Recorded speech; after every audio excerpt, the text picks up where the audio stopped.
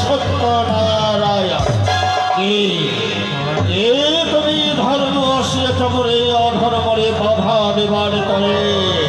দেখো দেখো অধর্মের বাহাদুরে, সত্য থেকে অধর্মের কর্ণ। অধর্মে ধর্ম যাবে রসাতলে, অধর্মের হবে জয় কৃত হবে রাজেশ্বর। রেখা প্রয়োগ করো না অধর্ম।